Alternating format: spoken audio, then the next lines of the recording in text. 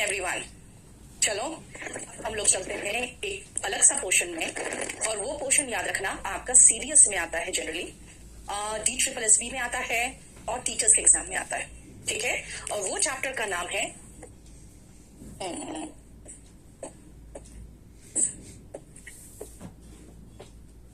Simple compound and complex sentences.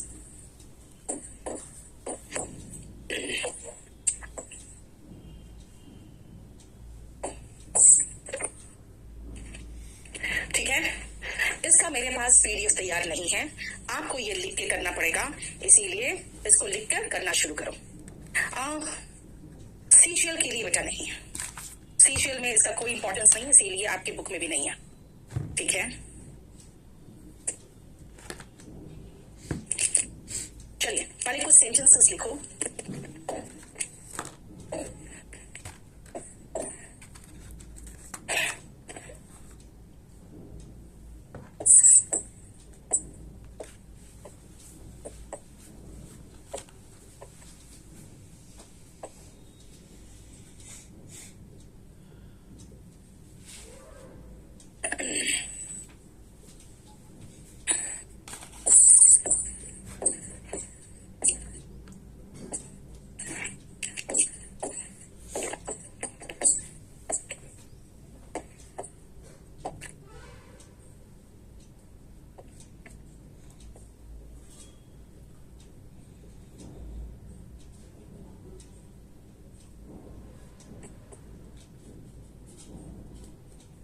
चलिए, मैंने कहा इसको लिख के करना पड़ेगा।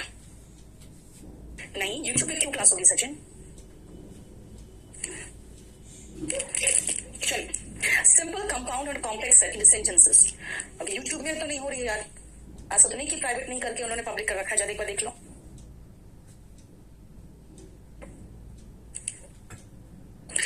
क्लियर? तो क्या है? My brother is a doctor, Mary had a little lamb and people cast their votes. इन तीनों सेंटेंसेस को उतारो जाओ बेटा, मेरे साथ उतारो और पढ़ो ढंग से, क्योंकि इसका आप मेरे पास PDF नहीं है कि मैं आपको प्रोवाइड करूं, क्योंकि बहुत कम एग्जाम्स में आते हैं, इसलिए मेरे पास PDF नहीं है इसका। सुनो जरा, उसको बुलाओ चंदन को, और जरा चेक करेगा कहीं ये पब्लिक तो नहीं है। हाँ, मैंने कह दिया ये CGL में नहीं आता। माई सब brother is the subject, Mary is the subject, people is the subject.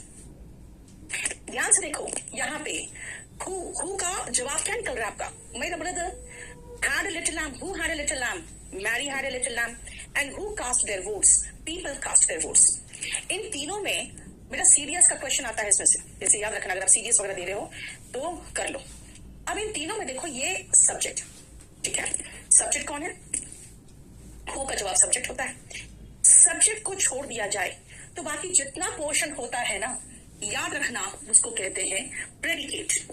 बाकी जो बच गया, यानी सब्जेक्ट के आगे जो भी उसके बारे में दिया जाता है, उसको हम प्रेडिकेट कहते हैं। याद रखना, इस तरह के सेंटेंसेस सिंपल होते हैं। क्यों? क्योंकि इसकी जो खासियत है वो देखो, सबसे पहला खासियत याद रखना, पॉइंट्स टू रिमेंबर में याद रखना है आपको कि इसके बारे में हम कैसे पता करेंगे कि सिंपल सेंटेंस है। सबसे पहले तीनों सेंटेंसेस देखो, आपको इसमें दिख रहा होगा कि एक सब्जेक्ट है और सब में एक ही वर्ब है। ये रहा इसका वर्ब, ये रहा इसका वर्ब, और ये रहा इसका वर्ब। कास्ट का मतलब होता है डालना, वो डालने की बात हो रही है, इसका वर्ब, ठीक है। तीनों सेंटेंस में देखो, एक सब्जेक्ट है और एक वर्ब है। अब मुझे बताओ, तीनों सेंटेंस में आपको एक ही भाग लग रहा है? अलग अलग भाग तो नहीं दिख रहा भाई, एक ही तो भाग है। My brother is a doctor, एक ही भाग है। Mary had a little lamb, एक ही भाग है। पीपल कास्ट देयर वोट्स, है ना।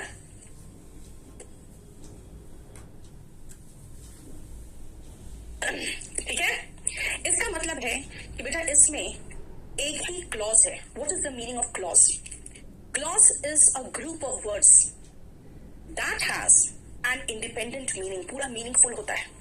ये कभी कभी किसी का भाग भी हो सकता है, नहीं तो अलग भी हो सकता है। अब यहाँ पे एक इंडिपेंडेंट क्लॉज है, क्यों भाई? एक ही तो है, कहाँ दो है? अगर एक ही वर्ब है तब तो एक ही क्लॉज होगा ना। ये कंप्लीट इंडिपेंडेंट सेंटेंस है, एक ही, इसमें सिर्फ एक ही इंडिपेंडेंट क्लॉज है देखो, और ये पूरा कंप्लीट एक सिंगल थॉट बता रहा है, ठीक है ना। दैट मीन्स सबसे पहले याद रखना है आपको, पहला जो होगा इसमें होगा सब्जेक्ट प्लस प्रेडिकेट, आपको ये लिखेगा। दूसरा पॉइंट, इसमें वन वर्ब होगा। तीसरा पॉइंट, वन एक ही इंडिपेंडेंट, एकदम किसी पर निर्भर नहीं कर रहा है, क्लॉज होगा। चलो क्लॉज भी मैं आपको खत्म करा दूंगी बहुत जल्दी। एक इंडिपेंडेंट क्लॉज होगा इसमें, और चौथा इसमें एक कंप्लीट मीनिंगफुल पोर्शन होगा, यानी कंप्लीट सिंगल थॉट होगा। अ कंप्लीट लेकिन सिंगल थॉट होगा। आप जैसे देखोगे कि भाई एक सब्जेक्ट है, एक वर्ब है, एक कंप्लीट मीनिंग दे रहा है। याद रखना सब्जेक्ट के बाद जितना बचा हुआ भाग होता है उसको प्रेडिकेट कहते हैं। प्रेडिकेट में वर्ब भी आ जाता है, ठीक है। और पूरा कंप्लीट एक सिंगल थॉट दे रहा है, तो आप समझ जाना कि वो सिंपल सेंटेंस है, ये सिंपल सेंटेंसेस है।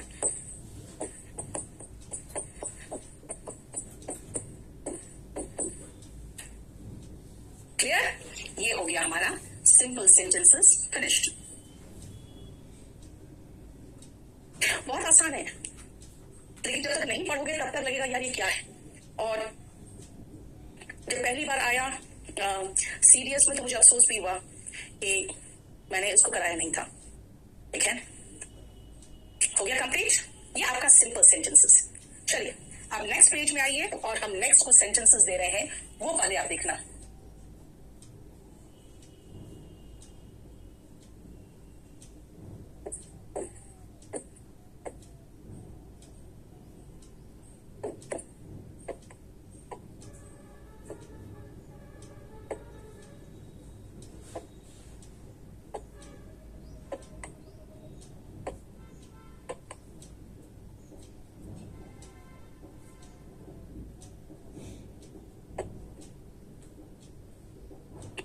आपको यही सेव मार के दे दूंगी, लेकिन आप पहले करो मेरे साथ आज, ताकि फिर से आपको रिवीजन करना ना पड़े। आप लिख के करोगे तो याद रहेगा।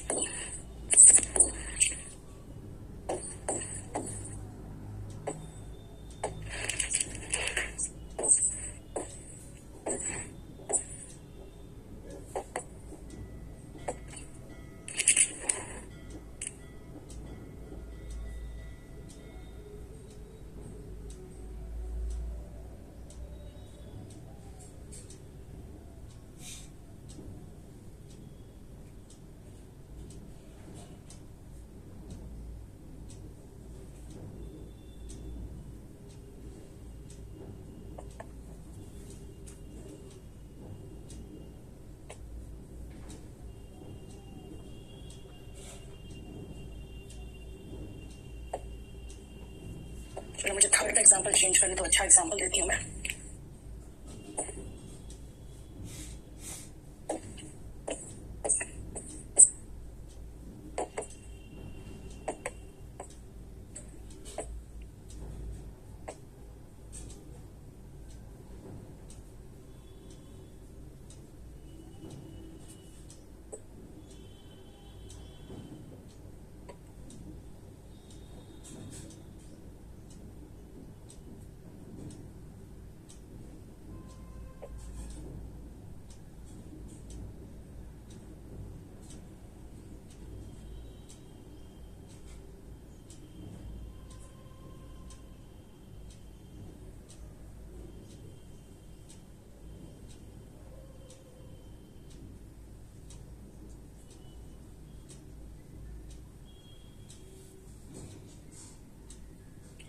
अब ये चारों सेंटेंसेस को देखो।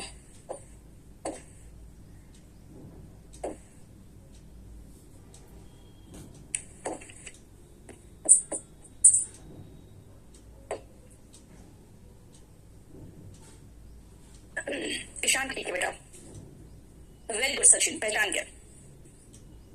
प्रवीण नहीं बेटा।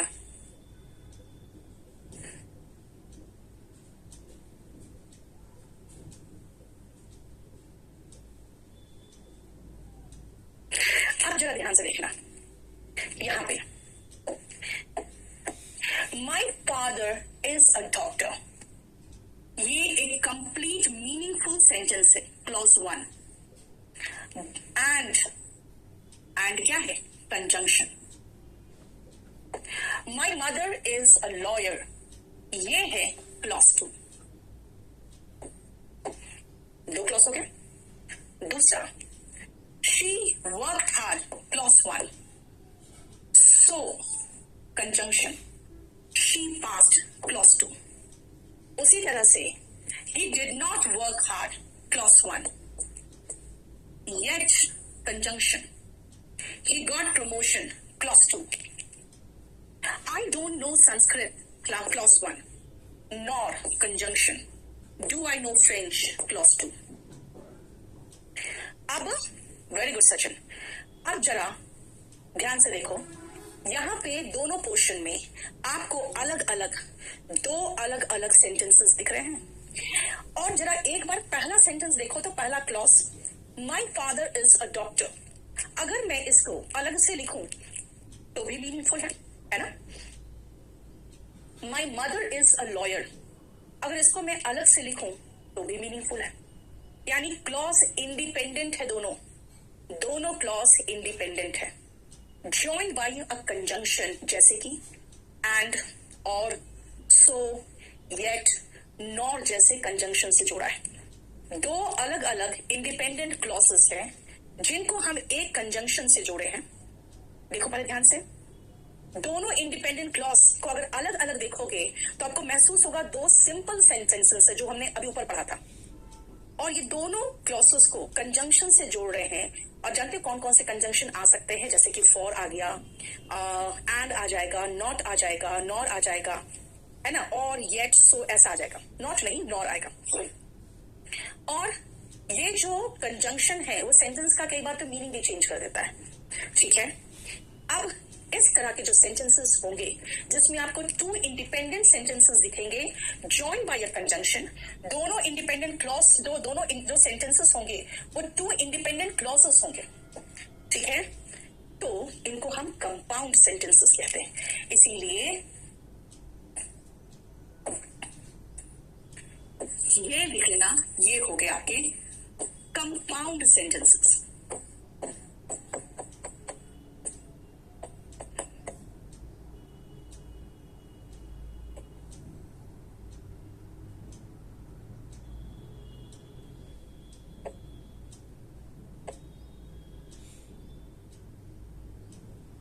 ठीक है, ये हो गया आपके कंपाउंड सेंटेंसेस। और इसमें क्या खासियत है? टू इंडिपेंडेंट का मतलब होता है एक दूसरे पर डिपेंड नहीं कर रहा है। मीनिंगफुल बनाने के लिए, कोई मीनिंगफुल वाक्य बने इसके लिए एक दूसरे पर डिपेंड नहीं रहेगा, है ना। टू इंडिपेंडेंट क्लॉजेस आपको दिख रहे हैं। दूसरा पॉइंट दिख रहा है, the two clauses are joined by a conjunction। और वो कंजंक्शन क्या हो सकते हैं? जैसे यहां पे मैंने एंड लगाया है, बट भी हो सकता था, नॉट लगाया है और भी हो सकता था, सो लगाया है, बिकॉज का मतलब होता है जैसे फॉर हो गया, येट हो गया, इस तरह के कंजंक्शंस हो सकते हैं। और तीसरा पॉइंट है कि जो टू इंडिपेंडेंट क्लॉसेस है ना, कह सकते हैं two simple sentences plus conjunction is equal to compound sentence. यानी वन सिंपल सेंटेंस जो अभी इसके पहले पढ़ा है plus conjunction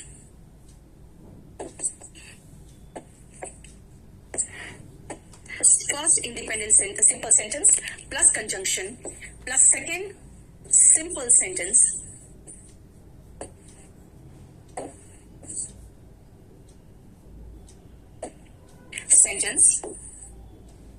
is equal to compound sentence.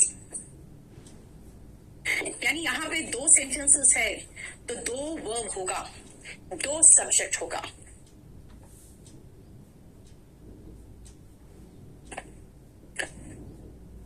हाँ, एक कंजंक्शन से ऐड हो. यस, हाँ ठीक है. येट हो गया, अदरवाइज. देखो बेटा, और का मतलब ही हो गया और एल्स अदरवाइज. देखिए, और का मतलब ही हो गया और एल्स अदरवाइज. टेल भी आ जाएगा इसमें.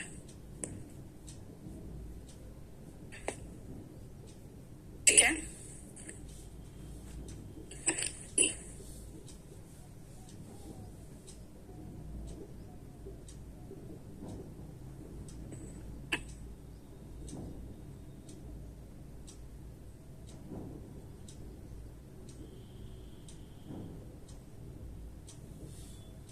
क्लियर? ये आपका हो गया कंपाउंड सेंटेंसेस.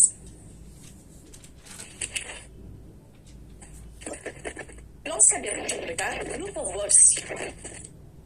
जो क्लॉज होते हैं ना, वो ग्रुप ऑफ वर्ड्स होता है which has a verb. Verb तो होना ही चाहिए, plus other parts of speech too. और इसका एक डेफिनेट मीनिंग निकलता है. अगर क्लॉज का एकदम एग्जैक्ट डेफिनेशन देखना ही है तो आप चले जाना कंडीशनल सेंटेंस में. कंडीशनल सेंटेंस में मैंने क्लॉज का डेफिनेशन दिया हुआ है, क्योंकि उसमें भी एक प्रिंसिपल क्लॉज था, एक सबऑर्डिनेट क्लॉज था. अब मैं उसी में आने वाली.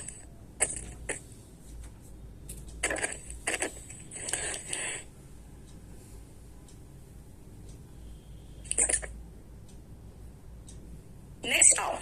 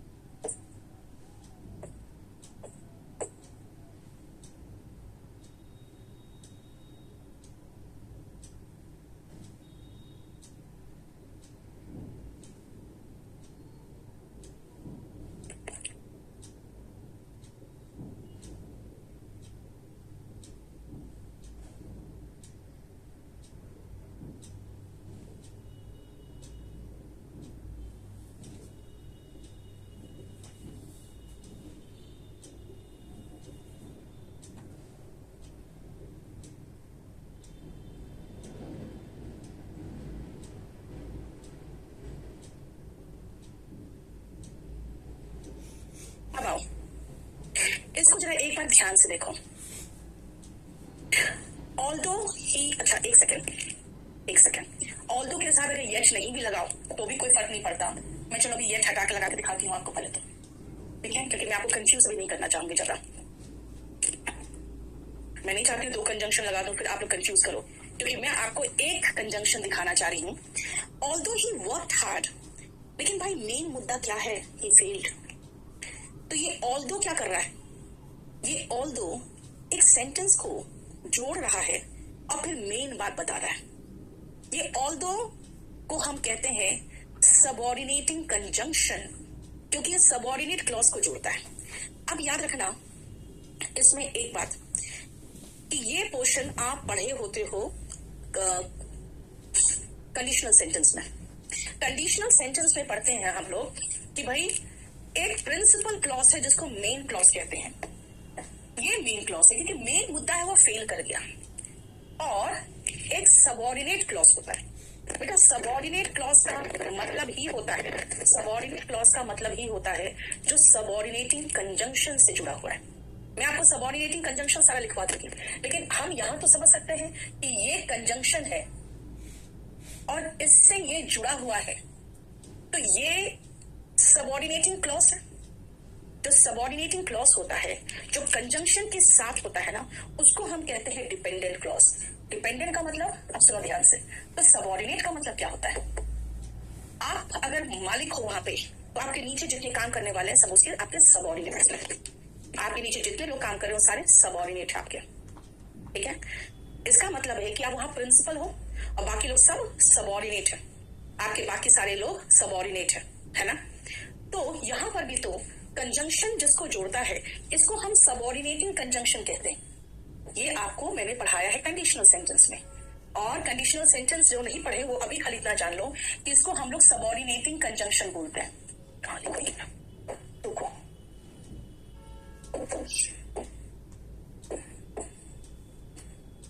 इसको हम लोग कहते हैं सबऑर्डिनेटिंग कंजंक्शन।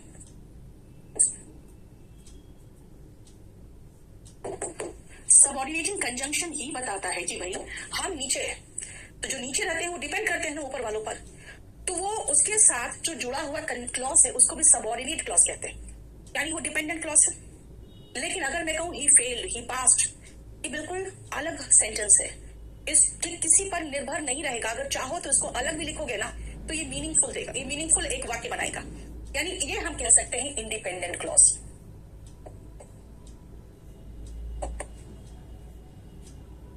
एक सबऑर्डिनेटिंग कंजंक्शन डिपेंडेंट क्लॉज के साथ चिपका हो, मान लो इसको मैं उल्टा करके लिख दूं, he failed although he worked hard, तो भी तो चलेगा, है ना। He failed although he worked hard, सुनो हमें पढ़ाने दो। He failed although he worked hard, ये भी तो चलेगा।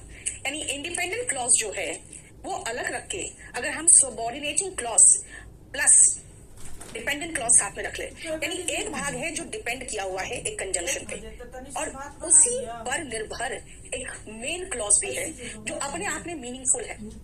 जब तक तुम अपनी चाल नहीं सुधारोगे, ये अपने आप में मीनिंगफुल नहीं है, तो क्या नहीं होगा? No one will help you, no one will trust you. ये बिल्कुल इंडिपेंडेंट क्लॉज है। लेकिन यहां पे ये देखो सबऑर्डिनेटिंग कंजंक्शन है और ये डिपेंडेंट क्लॉज है। जो सबऑर्डिनेट क्लॉज के साथ है ना वो डिपेंडेंट क्लॉज है। यहां देखो, इवन इफ, अगेन ये क्या है? सेम सबऑर्डिनेटिंग कंजंक्शन है और ये डिपेंडेंट क्लॉज है। इवन इफ इट रेन्स, कब क्या होगा? I will come, I will come अगर मैं अलग थलग लिख दूं तो भी तो ये बिल्कुल कंप्लीट सेंटेंस है, ये बिल्कुल इंडिपेंडेंट क्लॉज है। लेकिन अगर मैं कहूं even if it rains, meaningful नहीं है। आप बताओ आगे क्या बोलना चाह रहे हो? कहोगे आई विल कम, अच्छा अब समझ में आया क्या बोलना चाहते हो। आप खाली कहोगे इवन इफ इट रेन्स, भाई क्या करोगे? अगर बारिश होगी तो भी क्या करोगे? आई विल कम, ओके, ये बोलना चाह रहे हो। यानी अगर मैं खाली इतना बोल रही हूँ तो मीनिंगफुल नहीं है वाक्य, तभी ये डिपेंडेंट क्लॉज है। ये डिपेंडेंट क्लॉज किस पर निर्भर कर रहा है? इस इंडिपेंडेंट क्लॉज पर निर्भर कर रहा है वाक्य को कंप्लीट बनाने के लिए। लेकिन अगर मैं इसको छिपा लूं और खाली मैं कहूँ आई विल कम, तो कहोगे अच्छा आप कह रहे हो कि मैं आऊंगी, ठीक है, मीनिंगफुल है, यानी ये इंडिपेंडेंट भी चलेगा। लेकिन अगर मैं सबऑर्डिनेटिंग कंजंक्शन के साथ मिला के अगर मैं इसको लिख दूं तब कहोगे मैम मीनिंगफुल नहीं है। अगर मीनिंगफुल नहीं है तो वो डिपेंडेंट क्लॉज है। लेकिन हम कैसे पहचानेंगे? तो हम आपको कुछ सबऑर्डिनेटिंग कंजंक्शंस लिखवा देंगे, जैसे कि although, since, unless, even if, ऐसे कोई कुछ सबऑर्डिनेटिंग कंजंक्शंस हम आपको लिखवा देंगे, है ना।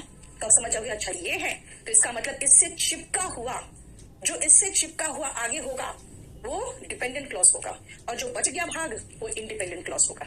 तब हम कहेंगे ओके, इसका मतलब है अगर इस तरह का अगर सेंटेंस हमें दिखाई दिया, अगर इस तरह का सेंटेंस दिखाई दिया तो ये होते हैं कॉम्प्लेक्स सेंटेंसेस।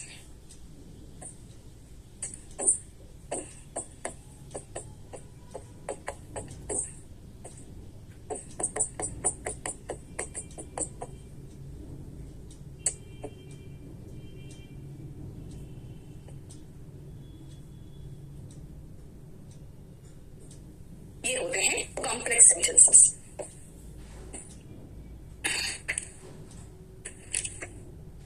ठीक है, अब देखो जरा कॉम्प्लेक्स सेंटेंसेस में है क्या, पहले ध्यान से देखना बेटा।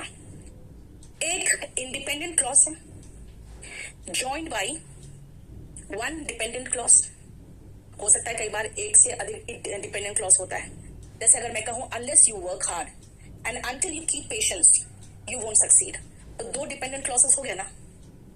एक सबऑर्डिनेटिंग कंजंक्शन होगा जो डिपेंडेंट क्लॉज के पहले होगा। सब जगह देखो डिपेंडेंट क्लॉज आगे है तो सबऑर्डिनेटिंग कंजंक्शन उसके पहले है। फोर्थ सेंटेंस में देखो डिपेंडिंग क्लॉज बाद में है तो सबऑर्डिनेटिंग कंजंक्शन उसके पहले। अगर dependent clause at the beginning of the sentence है, ठीक है ना, अगर dependent clause at the beginning of the sentence है तो आप देखो इंडिपेंडेंट क्लॉज से उसको हम एटलीस्ट कॉमा से तो सेपरेट किए हैं ना, राइट? देखो क्लियर। और डिपेंडेंट क्लॉज में एक सब्जेक्ट और वर्ब होगा, लेकिन अगर आप उसको along with subordinating conjunction देखोगे तो वो मीनिंगफुल नहीं बन रहा है। इवन इफ इट रेन्स, क्या होगा अगर रेन्स होगा तो since I was getting late, आगे बताओ क्या बोलना चाह रहे हो। यानी जब तक इंडिपेंडेंट क्लॉज नहीं लगता है डिपेंडेंट क्लॉज का कोई मीनिंग नहीं निकलता है। ठीक है, चलो इसके पॉइंट्स लिख लें।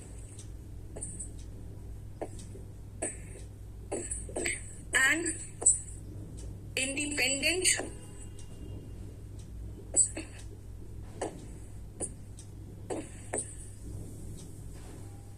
clause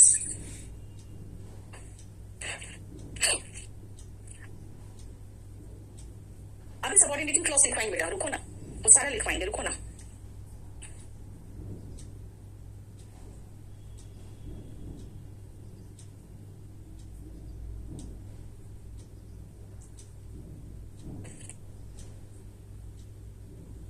Joined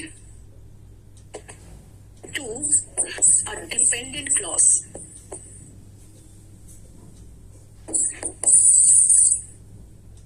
with the help of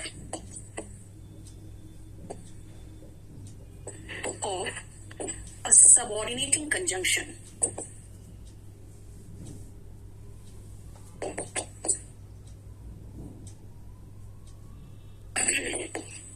पहला।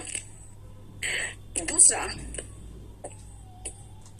subordinating clause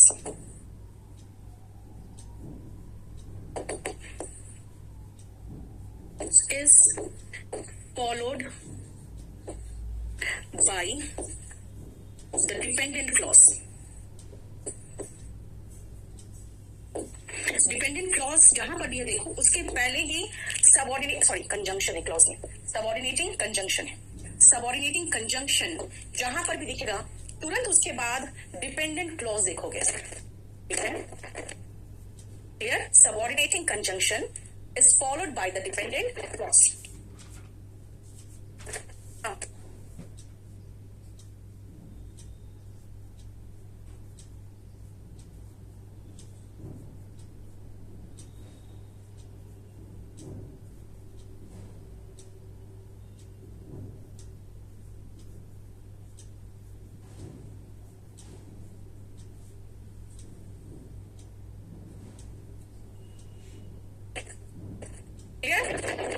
अब आओ, क्या कहा मैंने, एक इंडिपेंडेंट क्लॉज होगा जो डिपेंडेंट क्लॉज से जुड़ा होगा with the help of a subordinating conjunction. अब उसमें डिपेंडेंट क्लॉज कौन है भाई? सबऑर्डिनेटिंग क्लॉज जहां दिखे ना उसके तुरंत बाद जो होगा सेंटेंस वो डिपेंडेंट क्लॉज होगा। क्लियर? अब आते हैं नेक्स्ट में, कौन कौन है सबऑर्डिनेटिंग कंजंक्शन?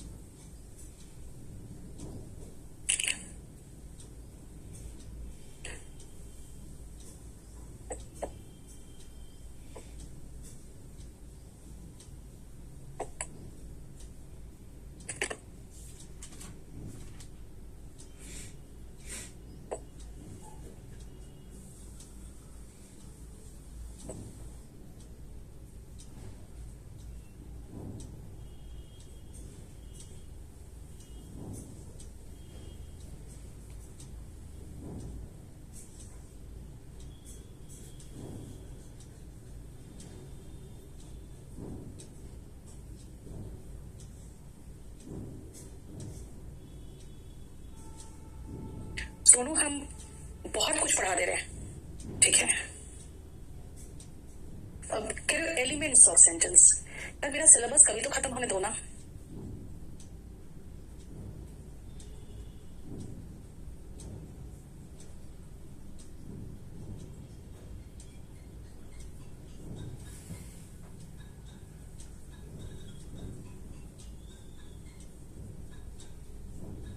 हो गया?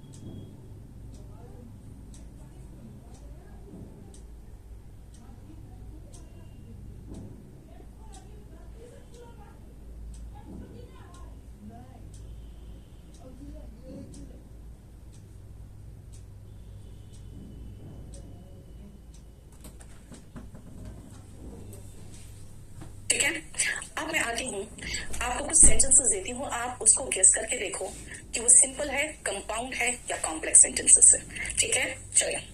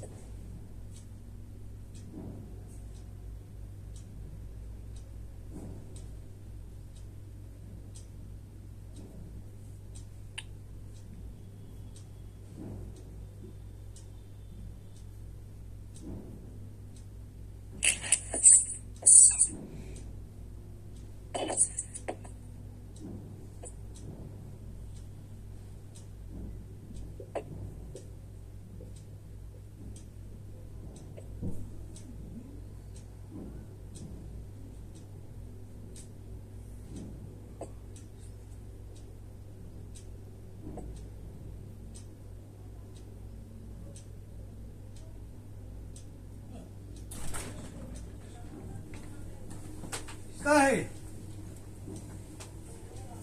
काहे रे हैं?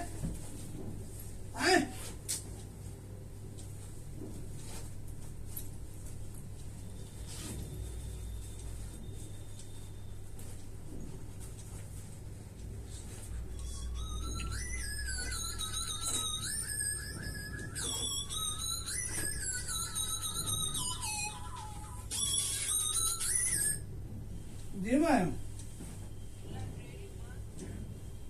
अच्छा तो बताते हैं, वो तो ले गया था चाबी को, आज लगता है वो नहीं आई है का। गेट लगाओ पापा। अच्छा उसी में है, हाँ ठीक है, बताते हैं सुपरवाइजर। आज बताते हैं diversity। पहले इतना करो, उसके बाद करते हैं।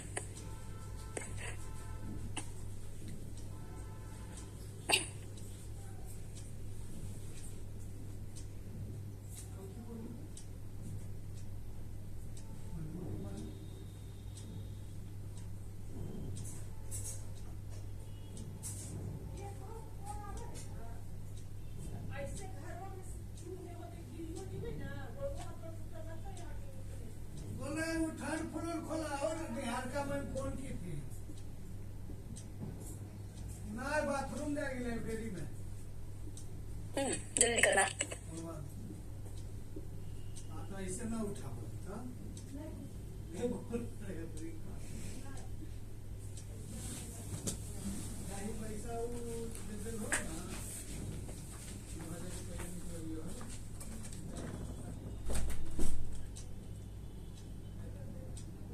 ये चैप्टर आज मैं करा रही हूँ। मैथ पर 3 है और कौन है देख लो, आज मंडे है ना। आज मैं करा रही हूँ, लेकिन इसको मैं सारे बैचेस में ऐड कर दूंगी, क्योंकि ये चैप्टर लाइव पढ़ाने का कोई मतलब नहीं बनता है, क्योंकि ये सारे एग्जाम्स में नहीं आते हैं। तो एक बैच में करा के मैं सारे बैचेस में इसको इंक्लूड कर दूंगी, और आज मैं इसी में खत्म करूंगी, इसी चैप्टर में यहीं तक, क्लोज बाद में कराऊंगी, ताकि 1 घंटे का क्लास ये आपका एक बहुत बड़ा कॉन्सेप्ट खत्म कर दिया, जो सीरियस वाले और टीचर्स वाले एग्जाम वाले बहुत दिनों से मुझे कह रहे थे। ठीक है, अब सुनो मेरा। सबसे पहले हम पहला सेंटेंस में तो हम एक चीज देखेंगे कि भाई वी मेट है एंड हु न्यू हिंदी है। सेकंड फॉर्म दोनों जगह है, इसका मतलब इसमें 2 वर्ब्स है। पहली बात तो इसमें 2 वर्ब्स है, ठीक है। 2 वर्ब है तो सिंपल सेंटेंस तो हो नहीं सकता, खत्म मामला। दूसरा, इसमें कोई ऐसा conjunction and, but, for, so, therefore ये सब नहीं लिख रहा, और इसमें दोनों इंडिपेंडेंट क्लॉज भी नहीं है। We met a few people in Tamil Nadu, ये तो मीनिंगफुल है और इंडिपेंडेंट है। मीनिंगफुल होता है ना तो इंडिपेंडेंट होता है। हु न्यू हिंदी, जो हिंदी जानते थे, ठीक है ना। अगर मैं कहूँ चलो हटाओ, हु न्यू हिंदी कह दो, तो कहोगे मैम हु न्यू हिंदी नहीं होता है ना। हु न्यू हिंदी तो क्वेश्चन मार्क लगेगा, ये तो एक इंट्रोगेटिव सेंटेंस है। मैं कहूंगी नहीं, इंट्रोगेटिव नहीं है, देखो पीछे क्वेश्चन मार्क नहीं है, खाली हु न्यू हिंदी, ये एक सेंटेंस है, असर्टिव सेंटेंस है।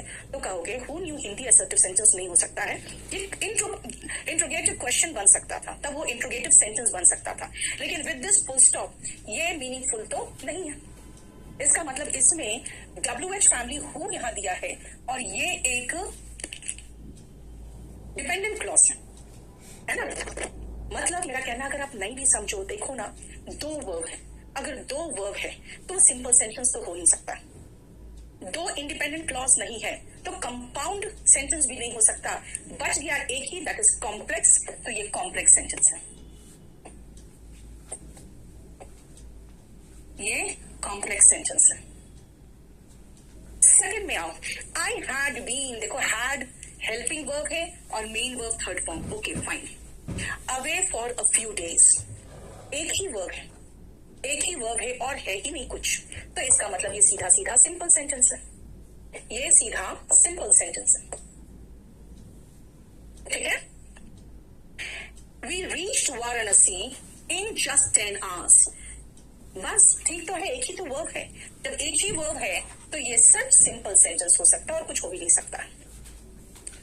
आई don't care how expensive the hotel was, मुझे परवाह नहीं, आई डेंट केयर, ठीक है, ये इंडिपेंडेंट है।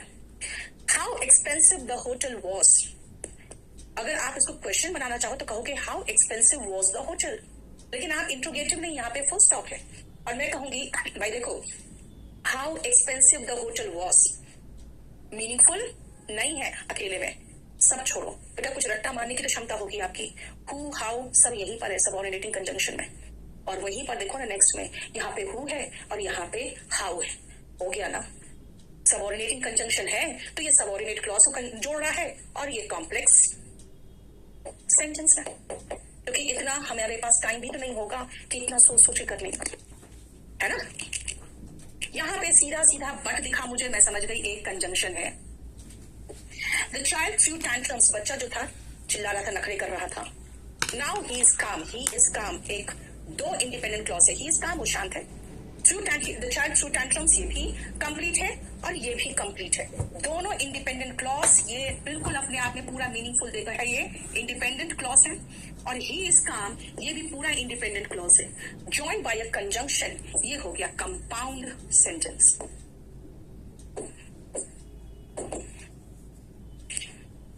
ठीक है। कुछ लोग बोलते हैं मैम यहाँ पर ठीक है ये एक वर्ब है, मान लिए ये भी तो वर्ब है। बेटा ये वर्ब नहीं है, ये टू के साथ वर्ब नहीं है। टू प्लस वर्ब का बेस फॉर्म इन्फिनिटिव होता है और इन्फिनिटिव वर्ब नहीं होता है, ये नाउन होता है। इसका मतलब इसमें सिर्फ और सिर्फ एक वर्ब है। तुम एसआई बनने के लिए तुम्हारी हाइट कम है, you are not tall enough to be an SI. इसका मतलब है ये सिंपल सेंटेंस है। अगर एक ही वर्ब है तो हमको ज्यादा दिमाग खराब करने की जरूरत नहीं है।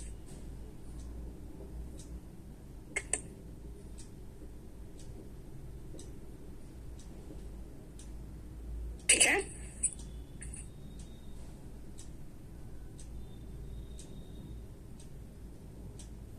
हो गया। चलो नेक्स्ट 3 और सेंटेंस करो, उसके बाद छोड़ देंगे, चैप्टर खत्म हो जाएगा।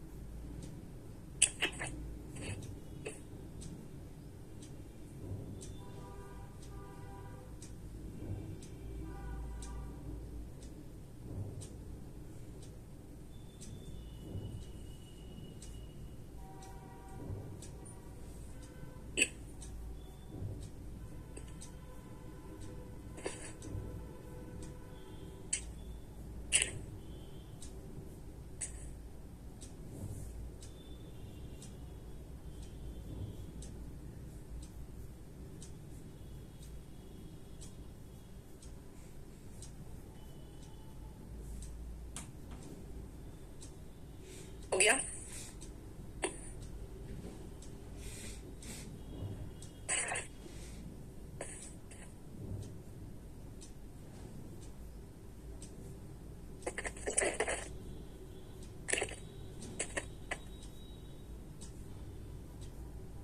अब सुनो,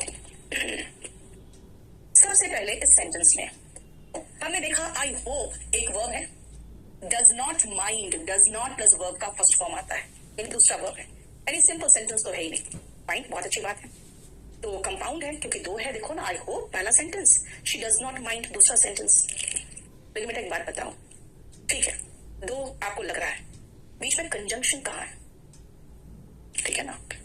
यानी कि जब आपको ऐसा महसूस हो कि आई होप ये सब्जेक्ट है, ये वर्ब है, लेकिन ऑब्जेक्ट के प्लेस पे एक पूरा क्लॉज, एक पूरा कंप्लीट सेंटेंस है, तो वो कंपाउंड नहीं हो सकता। आप याद रखना, अगर सिंपल है नहीं तो कंपाउंड है, और कंपाउंड भी नहीं तो कॉम्प्लेक्स कर दो, 90% टाइम पे सही हो जाएगा। क्योंकि इसमें हमारा सबसे पहला सब्जेक्ट और वर्ब तो है, लेकिन यहां भी वर्ब है, यहां भी वर्ब है, तो सिंपल तो छड़ गया। लेकिन कंपाउंड के लिए दोनों इंडिपेंडेंट क्लॉज होना चाहिए और एक कंजंक्शन होना चाहिए, वो तो दिख नहीं रहा है ना। अब आप कहोगे आई होप दैट, अगर दैट लगाते तो हम कहते हैं अच्छा ठीक है, यहाँ पर दैट है तो ठीक है, आपका दो इंडिपेंडेंट क्लॉज हो गया। लेकिन यहाँ पे इस होप के बाद ये पूरा ऑब्जेक्ट के प्लेस पे आ रहा है, और अगर ये ऑब्जेक्ट के प्लेस पे आ रहा है तो ये कॉम्प्लेक्स सेंटेंस है। इस तरह के सेंटेंसेस को कॉम्प्लेक्स सेंटेंस में रखा जाता है जब आपको दो इंडिपेंडेंट क्लॉज और कंजंक्शन का रूल भी नहीं फॉलो हो रहा है तो। ठीक है, अब इसमें क्या है, लोग सोचते हैं अच्छा मैम दो कंजंक्शन दिख रहा है, भाई मेरे पास दो कार है, दो में से एक भी नहीं के लिए नीदर यूज होता है, लेकिन यहाँ पे एक तो एक वर्ब, दूसरा verb. Neither runs on petrol, दोनों में से कोई भी पेट्रोल पे नहीं चलता, independent clause. I have 2 cars, ये भी मीनिंगफुल और इंडिपेंडेंट है। बीच में आ रहा है बट, ये बट यहाँ पे कंजंक्शन है, ठीक है ना। इसका मतलब है कि दो सेंटेंस बीच में कंजंक्शन, ये हो गया हमारा complete sentence. Again you can stay at home, helping verb plus main verb, और जॉइन अस। कुछ लोग कहते हैं मैम ठीक है यहाँ पे और है, और दिख रहा है यानी कंजंक्शन दिख रहा है, लेकिन जॉइन अस मीनिंगफुल नहीं है। कैसे नहीं है, इंपरेटिव सेंटेंस है, जॉइन अस हमें ज्वाइन करिए। इंपरेटिव सेंटेंस वर्ब का बेस फॉर्म से शुरू होता है ना, तो जॉइन अस इंपरेटिव सेंटेंस है, and you can stay at home एक कंप्लीट मीनिंगफुल इंडिपेंडेंट क्लॉज है। दो वर्ब यानी कि सिंपल तो हो नहीं सकता, ये एक सेंटेंस मीनिंगफुल प्लस एक कंजंक्शन और एक इंपरेटिव सेंटेंस, दो इंडिपेंडेंट क्लॉजेस, कंपाउंड सेंटेंस।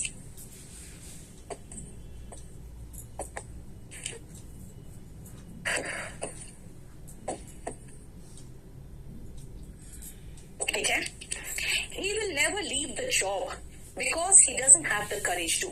अब जैसे बिकॉज देखता है कोई भी तो कहता है अच्छा बिकॉज तो आपने यहाँ पढ़ाया है, देखो ना यहाँ पे पढ़ाया है, यहाँ पे आपने बिकॉज लगाया है, कहाँ पे चला गया, कॉम्प्लेक्स नहीं कंपाउंड में है ना। अब इस तरह का जो यहाँ नहीं लिखा हुआ बिकॉज, फॉर लिखा हुआ है ना, हाँ फॉर लिखा है, फॉर का मतलब बिकॉज होता है, ठीक है। लेकिन हो जाता है कि नहीं, आप जैसे बिकॉज यहाँ पे लिखवाएं सही जगह पे है, लेकिन यहाँ पे आप एक बात ध्यान से देखो, बिकॉज तब तो कोई प्रॉब्लम ही नहीं है। जैसे बिकॉज देखा समझ गए कॉम्प्लेक्स सेंटेंस है, ऐसे फॉर का मतलब बिकॉज होता है, लेकिन छोड़ो मैं आपको दूसरा तरीका से समझाऊंगा। देखो क्या है, he will never leave the job, ये मीनिंगफुल है और इंडिपेंडेंट है, वो कभी भी नौकरी नहीं छोड़ेगा, because he doesn't have the courage to। courage to अगर मैं खाली कहूँ, पहला सेंटेंस हटाओ, दूसरा सेंटेंस देखो, because he doesn't have the courage to, doesn't have the courage to do what, leave the job। ये हटा के बात कर रही हूं मैं कह रही हूँ खाली पीछे वाला पढ़ो, he doesn't have the courage to meaningful नहीं है। courage to what, वो डिपेंडेंट क्लॉज है जो इस पर निर्भर कर रहा है अपना कंप्लीट मीनिंग के लिए, यानी ये डिपेंडेंट है, ये इंडिपेंडेंट है। अगर टू के बाद हम इसलिए समझ गए क्योंकि पहले दिया हुआ है लीव द जॉब, यानी ये मीनिंग के लिए इस पर निर्भर कर रहा है, ये डिपेंडेंट है, ये इंडिपेंडेंट है, बीच में एक सबऑर्डिनेटिंग कंजंक्शन आया है, तो ये कॉम्प्लेक्स हो गया, तब ये कॉम्प्लेक्स सेंटेंस हो गया। So we have finished simple, compound and complex sentences today. ठीक है, हमें दो इंडिपेंडेंट क्लॉज मिलेगा तभी वो कंपाउंड कहलाएगा।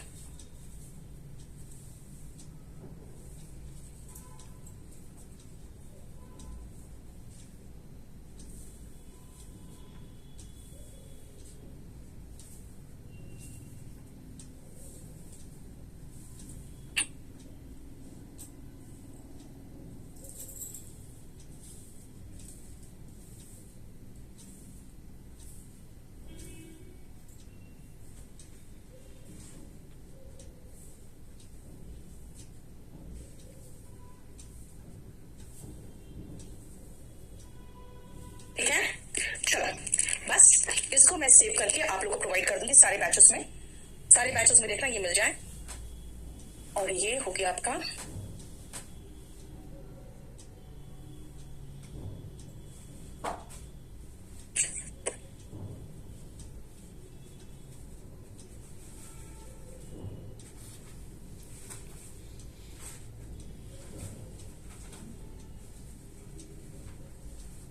Simple, compound and complex sentences. ठीक है, आपको पीडीएफ मिल जाएगा, सारे क्लासेस सारे बैचेस में लोड होंगे। ठीक है, थैंक यू सो मच।